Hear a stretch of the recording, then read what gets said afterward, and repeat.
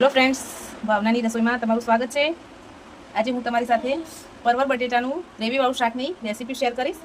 તો ચાલો પહેલાં આપણે આને છોલી અને એના પીસ કરી લઈએ। તમે જોઈ શકો છો આપણે પરવરની છાલ છોલી અને આ રીતે લાંબી સ્લાઇસોમાં કટ કરી લીધું છે। 250 ગ્રામ પરવર લીધેલા છે અને 2 મીડિયમ સાઇઝના બટેટાને પણ છાલ કાઢી અને આ રીતની લાંબી સ્લાઇસોમાં કટ કરી અને 2 થી 3 પાણીથી બંનેને ધોઈ લીધા છે। આપણે એક પેન લઈ લીધું છે, એમાં તેલ ઉમેરીશું। ગેસ ચાલુ કરી દો છે। તેલ આપણું ગરમ થાય એટલે પહેલાં આપણે પરવરને આમાં ડીપ ફ્રાય કરી લઈશું। તેલ ગરમ થઈ ગયું છે, હવે આપણે એમાં પરવર એડ કરી દઈએ। પરવર થોડા સોફ્ટ થાય ત્યાં સુધી એને ફ્રાય કરી લઈએ। 80% સુધી આપણે આને આમાં તેલમાં જ કૂક કરી લઈશું।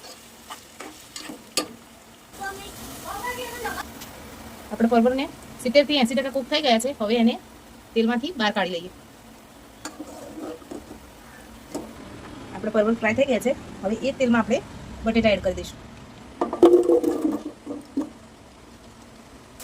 આપણા બટેટા પણ સરસ ફ્રાય થઈ ગયા છે, હવે એને એક બાઉલમાં ટ્રાન્સફર કરી લઈએ। ફ્રેન્ડ્સ, આપણે જે પરવર અને બટેટા ફ્રાય કર્યા એ ઓઇલમાંથી વધારાનું ઓઇલ બહાર કાઢી દીધું છે। હવે એમાં ગ્રેવી માટે લસણ, લીલા મરચાં એડ કરી એને થોડી વાર સાંતળી દઈએ।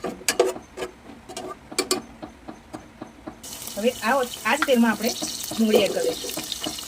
ડુંગળી આપણી સહેજ ગોલ્ડન બ્રાઉન થવાય એટલે હવે એમાં ટામેટા એડ કરી દઈએ। ટામેટા સોફ્ટ થાય ત્યાં સુધી એને થઈ જવા દઈએ। આપણે ટામેટા અને ડુંગળી સરસ સોફ્ટ થઈ ગયા છે, હવે એને એક પ્લેટમાં કાઢી અને ઠંડા થાય પછી ગ્રેવી બનાવી લઈએ। આપણે આમાં થોડું તેલ બીજું ઉમેરી લઈશું એક્સ્ટ્રા। તેલ આપણું ગરમ થઈ ગયું છે એટલે આપણે એમાં જીરું એડ કરી દઈશું। જીરું આપણું સરસ સતરી ગયું છે, હવે તમાલપત્ર ઉમેરી દઈશું। આપણે જે ગ્રેવીને બનાવીને રાખી છે એ ઉમેરી દઈએ। ગ્રેવીને સરસ ચડવા દઈએ તેલમાં, બાજુમાંથી તેલ છૂટું પડે ત્યાર સુધી ગ્રેવીને ચડી જવા દઈએ। આપણી ગ્રેવીમાંથી સરસ તેલ છૂટું પડી ગયું છે, હવે જે રેગ્યુલર જે આપણે મસાલા ઘરમાં યુઝ કરીએ છીએ એ ઉમેરીશું। મરચું પાવડર તમે જે પ્રમાણે તીખાશ ખાતા હોય એ પ્રમાણે એડ કરજો।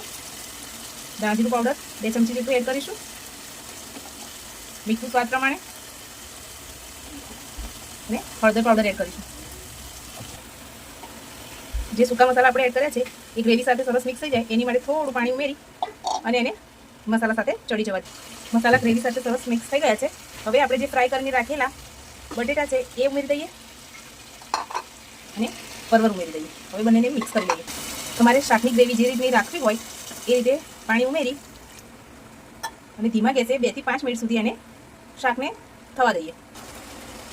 શાક આપણું સરસ ચડી ગયું છે, હવે એને હલાવીને મિક્સ કરી લઈએ। ઉપરથી નાની 1 અડધી ચમચી જેટલો ગરમ મસાલો નાખી દઈએ, જેનાથી શાકનું ટેસ્ટ એકદમ જ સરસ આવશે।